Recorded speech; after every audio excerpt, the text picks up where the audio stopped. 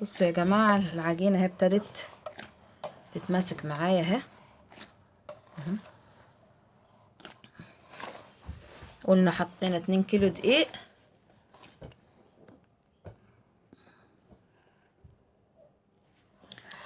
ونص كوباية سكر، نص كيلو لبن، باكو خميرة فورية، ونص كوباية زيت، حوالي ربع كوباية زبدة او سمنة. بصوا العجينة ابتدت تلم معايا اهي. خلاص، عشان ده ابتدى فيديو تاني، ده لان التاني فصل طبعا. هبقى انزل لكم ده في فيديو وده في فيديو ان شاء الله. كده خلاص العجينة لمت معايا اهي. تعرفي عجينتك ناجحة ولا لا؟ تلاقي العجينة خلاص. بصوا، اللهم بارك.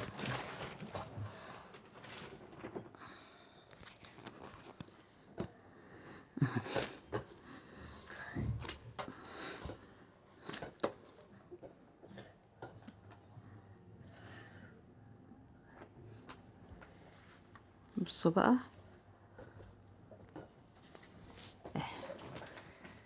شايفين العجينة؟ اللهم بارك. بصوا، شايفين ناعمة ازاي؟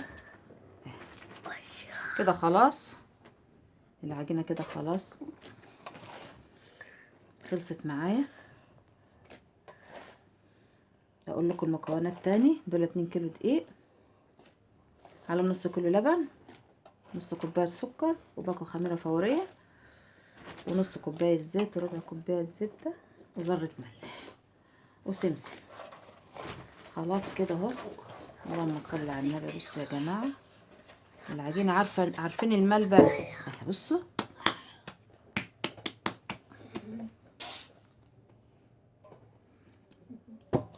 اللهم بارك. عندي الاكياس بتاعتي اهي، بتاعت الدقيق، اغطيها بيها ماشي، واجيب كده شوية زيت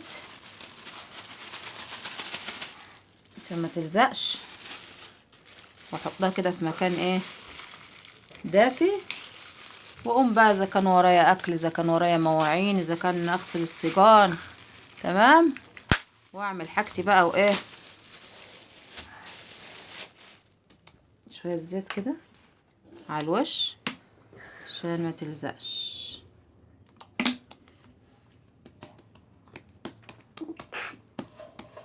خلاص،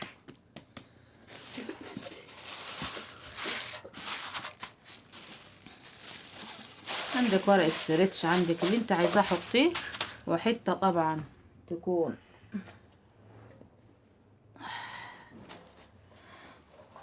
تخينه كده. بس كده، وسيبيها ايه تخمر. هشوفكم بعد ما تخمر ان شاء الله. يلا سلام.